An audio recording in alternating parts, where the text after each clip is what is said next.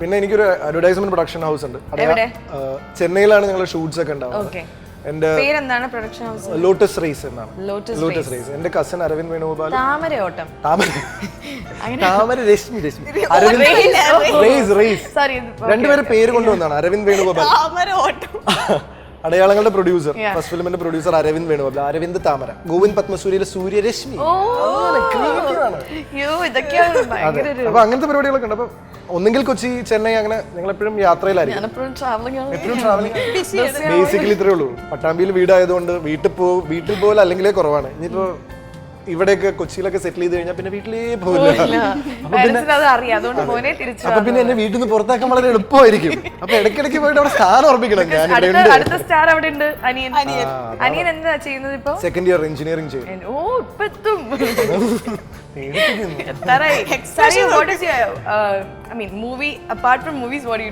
സരിയു എഴുതും. സരിയു എഴുതും മാത്രല്ല, സരിയുവിന്റെ സരിയു പറയട്ടെ. അല്ല, ഞാൻ എക്സൈറ്റഡ് ആണ് അതിനെ കുറിച്ച് പറയാൻ. ഞാൻ സരിയുവിന്റെ 1-2 കലാസൃഷ്ടികൾ കണ്ടിട്ടുണ്ട്. സരിയു പച്ച എന്ന പേരുള്ള ഒരു ഷോർട്ട് ഫിലിം ഡയറക്ട് ചെയ്തിട്ട് ഉണ്ട് സരിയു. ഫുൾ പച്ച കളർ മാത്രമേ അതിനകത്ത് കാണുള്ളൂ.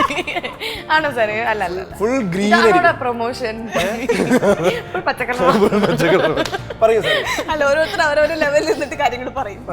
ഒരു ആസ്വാദകൻ എന്നുള്ള നിലയിൽ പ്രേക്ഷകന് കൊടുത്ത ഞങ്ങളൊക്കെ ഒരു പച്ചക്കുടി കൊടുത്താണ്. ഞാൻ അത് കണ്ടതിന്റെ ഒരു അതല്ല, ഞാൻ ആ ഡോക്യുമെന്ററിയെ കുറിച്ച് ഓർത്തപ്പോ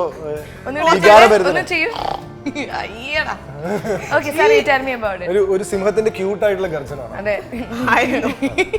വയലന്റ് ആവുമ്പോ വേറെ രീതിയിലാണ്.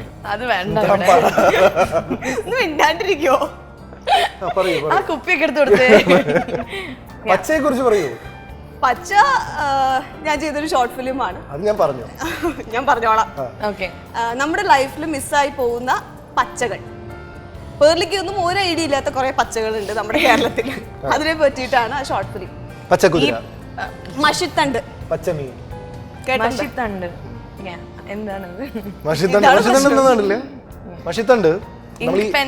അല്ലല്ല, ഈ പണ്ട് സ്ലേറ്റ് ഉണ്ടാവില്ലേ? സ്ലേറ്റ് അറിയാന്നോ മഷിത്തണ്ട് അറിയാന്നോ? മഷിത്തണ്ട് വെച്ചല്ലേ എഴുതുന്നത്?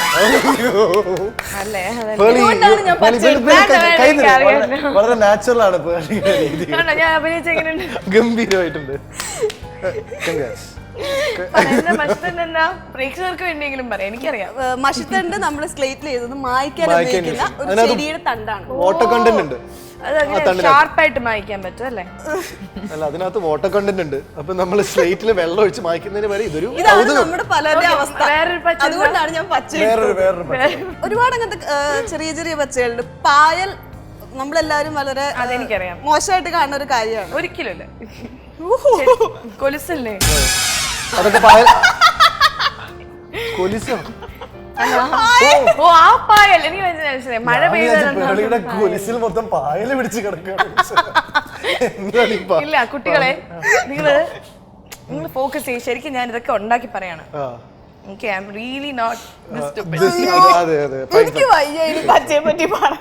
എന്നാലും ഇത് കണ്ടിട്ടെങ്കിലും പ്രേക്ഷകർ പച്ച എന്താണെന്ന് അറിയാനെങ്കിലും യൂട്യൂബിൽ പോയിട്ട് ഇതാണ് അവസ്ഥ കേരളത്തിന്റെ. അതുകൊണ്ടാണ് ഞാൻ പച്ച എടുത്തത്. അത്രേ ഉള്ളൂ. യൂട്യൂബിൽ എങ്ങനെ സെർച്ച് ചെയ്യണ്ടേ? പച്ച ഷോർട്ട് ഫിലിം പച്ച സരയു.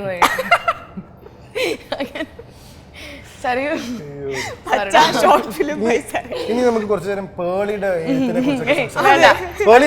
കഴിഞ്ഞ കുറെ എപ്പിസോഡുകളായിട്ട് ഇങ്ങോട്ടാണ് പണി വരുന്നത്. ആണോ? Very sorry. ഇതിപ്പോ സ്വയം ഞങ്ങളൊന്നും തരണ്ടി വന്നിരുന്നില്ലല്ലോ, അവിടെ ഇരുന്ന് വാങ്ങിച്ചോണ്ട് സെഗ്മെന്റ് അല്ല. ഓക്കെ, മൂവി മേക്കിങ്ങിലുള്ള പല സ്റ്റേജസ് ഞാനിപ്പോ നിങ്ങൾക്ക് ഇങ്ങനെ പിന്നെ പച്ച രീതിയിൽ പച്ചക്ക് പറയാം. നിങ്ങൾ ഓർഡർ ചെയ്യാം. ഓക്കെ, ഇത് ഞാൻ ഉണ്ടാക്കിയ ഒരു ക്വസ്റ്റ്യൻ, അതുകൊണ്ട് ഈസി ആയിരിക്കണം. ഓക്കെ, മൂവി മേക്കിങ്ങിൽ ഉള്ള സ്റ്റെപ്സ് ആണ്. ഇപ്പം മിണ്ടരുത്. ഓക്കെ, ഞാൻ പറഞ്ഞു കഴിഞ്ഞിട്ടേ ക്ലാപ്പ് ചെയ്യാവൂ. Post production, scripting, production, promotion, pre production. ഇത് ഓർഡർ ചെയ്യണം. ഞാൻ പറഞ്ഞുതരാം. സ്ക്രിപ്റ്റിംഗ് ക്ലാപ്പ് ചെയ്യാതെ ഒന്ന്. Scripting, pre production, production, promotion, post production, promotion. പഠിച്ചതൊക്കെ നന്നായിട്ട് പഠിച്ചു എന്നുള്ളതിന്റെ പ്രൂഫാണിത്. അവിടെ ചെന്നിട്ട് പക്ഷേ അതെ, കറക്റ്റ്. പക്ഷെ ഒരു കാര്യമുണ്ട് ഈ പോസ്റ്റ് പ്രൊഡക്ഷൻ പ്രൊമോഷൻ എന്നുള്ളത് കുറച്ച് കോൺഫ്ലിക്റ്റ് ഉള്ള സാധനമാണ്. കാരണം സിനിമകൾ പൊതുവെ പ്രൊഡക്ഷൻ കഴിഞ്ഞു കഴിഞ്ഞാൽ തന്നെ പ്രൊമോഷൻ സ്റ്റാർട്ട് ചെയ്യാവുന്നതാണ്. പോസ്റ്റ് പ്രൊഡക്ഷൻ സ്റ്റേജ് അത് തന്നെയാണ് കറക്റ്റ് ഓർഡർ. അല്ല, അങ്ങനെ ഓർഡർ പറയാൻ പറ്റില്ല. ഞാനൊരു കാര്യം ചെയ്തു, എന്റെ സിനിമയുടെ ഷൂട്ട് കഴിഞ്ഞ് പിറ്റേ ദിവസം മുതൽ ഞാൻ എന്റെ പ്രൊമോഷൻ തുടങ്ങി. അപ്പൊ ഞാൻ എന്ത് ചെയ്യും? അപ്പൊ എന്റെ പ്രൊഡക്ഷനും പ്രൊമോഷനും പാരലൽ ആയിട്ട് കൊണ്ടുപോകാം. മാത്രമേ ചെയ്യുള്ളൂ. അല്ല, അത് വളരെ ഇന്റലിജന്റ് ആയിട്ടുള്ള എല്ലാവരും കോൺഫിഡന്റ് ആയിട്ടുള്ള ഒരു മൂവി മേക്കർ അയാൾ പോസ്റ്റ് പ്രൊഡക്ഷൻ ഒക്കെ കഴിഞ്ഞിട്ട് ലാസ്റ്റ് ആണ് ആ ട്രെയിലർ ഒക്കെ ഒന്ന് ഉണ്ടാക്കി അങ്ങോട്ട് ഇടറാ യൂട്യൂബിൽ എന്ന് പറയും. അങ്ങനെ അല്ല പ്രൊമോഷൻ അല്ല, ഷൂട്ട് കഴിഞ്ഞാൽ നമുക്ക് പ്രൊമോഷൻ തുടങ്ങാവുന്നതാണ്. നമ്മുടെ പോസ്റ്റേഴ്സ് ഒക്കെ റിലീസ് ചെയ്യാം. Okay, sorry sir. ടൈം ലാഭിക്കാം. അപ്പൊ നമുക്കൊരു കഴിഞ്ഞ പ്രൊമോഷൻ എടുത്ത് ഇങ്ങനെ വാരി വിതറാം എല്ലാത്തിലേക്കും. Promotion post production promotion. വേണ്ടായിരുന്നു, ഇതൊന്നും വേണ്ടായിരുന്നു. എനിക്ക് ഇങ്ങനെ തന്നെ വേണം. ഇതുപോലത്തെ ചോദ്യങ്ങൾ ഇനിയുണ്ടെങ്കിൽ ചോദിക്കും. ഇനി നിങ്ങൾ വേണമെങ്കിൽ എന്റെ അടുത്ത് ചോദിച്ചോളൂ, എന്റെ ബുദ്ധി ടെസ്റ്റ് ചെയ്യാൻ വേണം. ഓക്കേ, ഞാൻ ചോദിക്കണം എന്ന് വിചാരിച്ചു. അങ്ങനെ അല്ല, ചോദിക്കണം എന്ന് വിചാരിച്ചു. പേളി എന്താ പേളി ഇങ്ങനെ? ഞാൻ എന്താ ഇങ്ങനെ അങ്ങനെയൊക്കെ ചോദിച്ചാൽ അതൊരു ക്വസ്റ്റ്യൻ ആണോ? അതൊരു ചോദ്യമല്ലേ? വലിയ ചോദ്യമാണ്. വലിയ ചോദ്യമാണ്. പേളി പറയും. ഞാൻ ഇങ്ങനെ ആയിപ്പോയി മനെ. പേളിക്ക് ഏറ്റവും ഇഷ്ടമുള്ള കാര്യം എന്താണ്? എഴുത്താണോ, പാട്ട് പാടലാണോ, അഭിനയിക്കലാണോ? ജീവിതം. ജീവിതമാണ് എന്റെ ലഹരി. എങ്ങനെയുണ്ട്?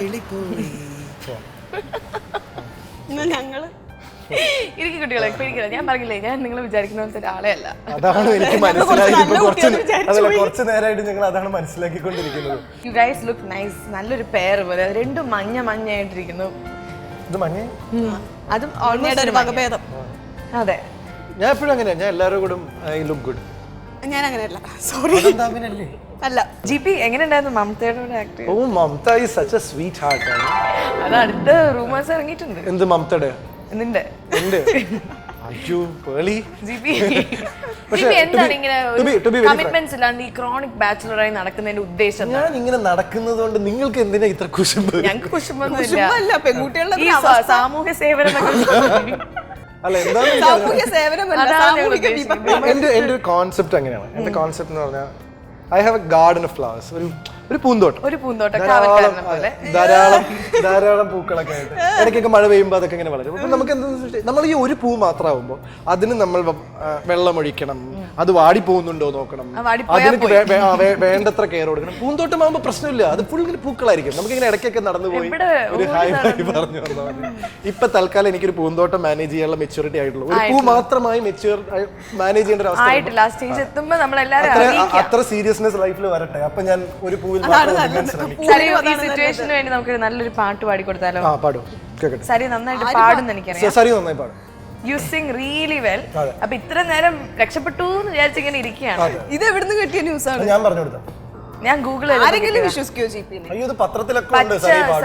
സരയു പാടുന്നു പത്രത്തിൽ എല്ലാ ദിവസവും രാവിലെ. സരയു പാടുന്നു, സാധകം ചെയ്യുന്നു. MG റോഡിന്റെ നടു റോട്ടിൽ നിന്ന് സരയു സാധകം ചെയ്യുന്നു. അതെ, പാട്ട് മാത്രം നമ്മുടെ ഏരിയ MG റോഡിന്റെ നടുവിൽ പാടൂ സാർ, കേൾക്കട്ടെ. GP പാടും. UKG തൊട്ട് പാടാൻ തുടങ്ങിയതാ. പാട്. GP പാടാൻ പറഞ്ഞാൽ അവൻ പാടും. അതാണ് ഞാൻ ചോദിക്കാത്തത്. പാടില്ല, പിന്നെ എന്തിനാ ചോദിക്കുന്നത്? മോളെ എന്താ ഇങ്ങനെ? പാട്ട് നടക്കില്ല. GP എന്റെ അമ്മ തല്ലും. പാട്ട് നടക്കില്ലേ? ഞാൻ പാടും. ഞാൻ എന്റെ മനസ്സിൽ. ഓക്കെ, GP ഞങ്ങളെ രണ്ടുപേരുടെയും മനസ്സിൽ വെച്ചിട്ട് ഉണ്ടാക്കി പാടണം. പുതിയ പാട്ട് ഉണ്ടാക്കി പാടില്ല. നിങ്ങളെ രണ്ടുപേരും കാണുമ്പോൾ എനിക്ക് ചെറിയൊരു കൺഫ്യൂഷൻ വന്നു. അതുപോലെ തന്നെ നിങ്ങൾ രണ്ടുപേരും കാണുമ്പോൾ എനിക്ക് പഴയ ഒരു പണ്ട് പാടി മറന്നൊരു മ്യൂസിക് ആൽബം എനിക്ക് ഓർമ്മ വരുന്നു. ഞാൻ പാടും. റൊമാൻറ്റിക് സോങ് ആണ്. ഒന്നിനുമല്ലാതെ എന്തിനോ തോന്നിയൊരിഷ്ടം, എനിക്കെപ്പോഴോ തോന്നിയൊരിഷ്ടം, രാഗമായി അത് താളമായി, നീ എനിക്കാത്മാവിൻ ദാഹമായി, ശൂന്യമാമിൻ ഏകാന്തതയിൽ പൂവിട്ടൊരനുരാഗമായി, നീയൊരു സ്നേഹവികാരമായി, ഒന്നിനുമല്ലാതെ എന്തിനോ തോന്നിയൊരിഷ്ടം, എനിക്കെപ്പോഴോ തോന്നിയൊരിഷ്ടം. അതെ അതെ, അടിപൊളി. കൈയടിക്കും. പാട്ട് പാടി അപ്പൊ കൈയടിക്കും.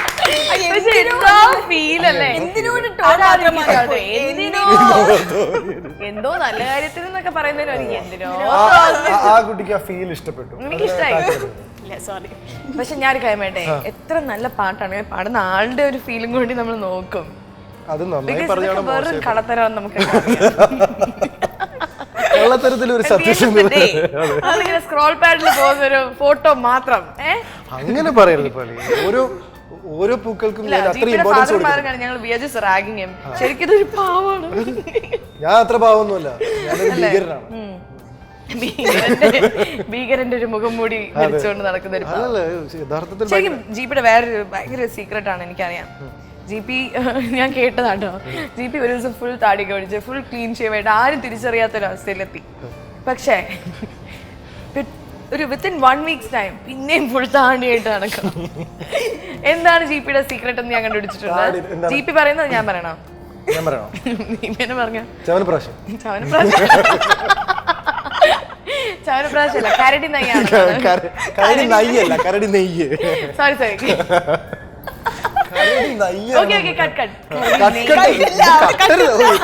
ഒരു കട്ടുമില്ല.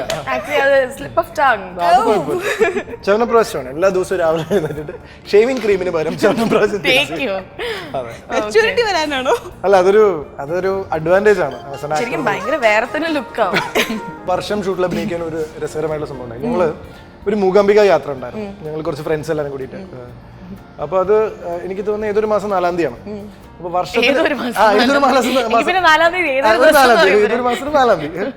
അപ്പൊ വർഷം ഷൂട്ട് ആ മാസം 17-ാം തീയതിയോ 17-ാം തീയതി തൊട്ടാണ്. എന്റെ അടുത്ത് വർഷത്തിൽ വേണ്ട ലുക്ക് പറഞ്ഞിരുന്നു, നല്ല താടിയൊക്കെ വേണം. മമത മോഹൻദാസിന്റെ പേരായിട്ടാണ് അഭിനയിക്കുന്നത്. അപ്പൊ കുറച്ചും കൂടെ ഒരു ഗൗരവം വേണം, കുറച്ചും കൂടെ ഒരു റിസർവ്ഡ് ആണ് ആൾക്ക്, കുറച്ചും കൂടെ മെച്യൂരിറ്റി ഒക്കെ തോന്നണം. അപ്പൊ രഞ്ജിത്തേട്ടൻ പറഞ്ഞു കുറച്ച് ഗൗരവം കൊണ്ടുവരാൻ കുറച്ച് നല്ല താടി വേണം. അപ്പൊ ഈ 4-ാം തീയതി മൂകാംബിക പോയിട്ട് ഞാനതൊക്കെ ഫേസ്ബുക്കിൽ ഫോട്ടോ ഒക്കെ ഇട്ടു. അപ്പൊ അതിനകത്ത് മീശ മാത്രമേ ഉള്ളൂ, ക്ലീൻ ഷേവ് ആണ്. പിറ്റത്തെ ദിവസം മുതൽ കോൾ വന്നു തുടങ്ങി. ഷൂട്ട് 17-ാം തീയതിയാണ്. ഞാൻ പറഞ്ഞു മനസ്സിലായി, താടിയൊക്കെ എന്തായി? ഞാൻ പറഞ്ഞു 17-ാം തീയതി താടി വരും. അപ്പൊ ഇതൊക്കെ അസോസിയേറ്റ് ഡയറക്ടർ ജീവൻ ചേട്ടൻ്റെ അടുത്താ പറയണം. ഒരാഴ്ച കഴിഞ്ഞപ്പോ രഞ്ജിത്തേട്ടന് അത് ഒരു ഉറപ്പ് വരുന്നില്ല. രഞ്ജിത്തേട്ടൻ പറഞ്ഞു പെട്ടെന്ന് വെറുതെ GP ഒരു സെൽഫി എടുത്ത് അയക്കൂ, ഒരു അഷുറൻസ് വേണം. ഞാൻ സെൽഫി എടുത്ത് അയച്ചു. അപ്പൊ രഞ്ജിത്തേട്ടൻ കുഴപ്പമില്ല. 17-ാം തീയതി ഷൂട്ടിന് പോയപ്പോ ഇത് എന്തുവാണ്, ഒരു 2 ആഴ്ച മുമ്പ് നീ ക്ലീൻ ചെയ്യുമായിരുന്നല്ലോ. അതൊരു അനുഗ്രഹമാണ്, കഴിവാണെന്ന് പറയാൻ പറ്റില്ല.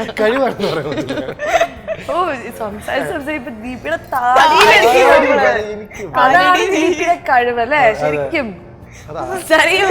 ഇങ്ങനത്തെ മുടി അതെങ്ങനെ വെട്ടിക്കൊണ്ടേ ഇരിക്കും അല്ലേ? ഇത് വളരെ പ്രശസ്തമായ ഒരു പ്രൊഡക്റ്റ് തേച്ചെന്റെ മുടി മുഴുവൻ പോയതാണ്. അതെന്താന്ന് പറയണ്ട, മുടികൾ പോകാനുണ്ടല്ലോ. നല്ല മുടി ഉണ്ടായിരുന്നവിടെ. ഞാൻ പറയാം, എന്റെ മൈ മോംസ് മോം, അവരുടെ അമ്മയുടെ അമ്മാമ്മ, അങ്ങനെ എല്ലാരും ഇങ്ങനെ കാച്ചിയ എണ്ണ തേക്കും. അതായത് നമ്മൾ ഈ കറിവേപ്പിലയും അങ്ങനെ കുറെ സാധനങ്ങളിട്ട് കറാവുന്നിരിക്കുക എണ്ണ. മനസ്സിലായി. അതിന്റെ സ്മെല്ലും നല്ലതല്ല. പക്ഷെ ഞങ്ങള് ചെറുപ്പം വലിയ സ്കൂളിൽ നിന്ന് വന്നാൽ മമ്മി ആ എണ്ണ തേച്ചാണ് ഞങ്ങളെ കുളിപ്പിക്കുക. ഇപ്പോഴും അത് ആഴ്ചയിലൊരിക്കലോ മാസത്തിലൊരിക്കലോ അത് തേച്ച് നമ്മളൊരു 1 hour ഇങ്ങനെ മസാജ് ഒക്കെ ചെയ്ത് തരും മമ്മി.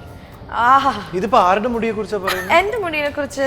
ഈ മുടിയെ കുറിച്ച് എന്താ മോനെ, ഇത് മുടിയല്ലേ? പക്ഷെ അത് പേളിയുടെ ഒരു ഐഡന്റിറ്റി അല്ലേ, പേളിയുടെ മുടി എന്ന് പറയുന്നത്. അപ്പൊ കാച്ചി എണ്ണ തേച്ചാൽ മതി. വീണ്ടും കാച്ചി എണ്ണയിലേക്ക് വന്നു. പേര് മാറ്റി നമ്മൾ കേളി മാനി എന്നൊക്കെ പറയും.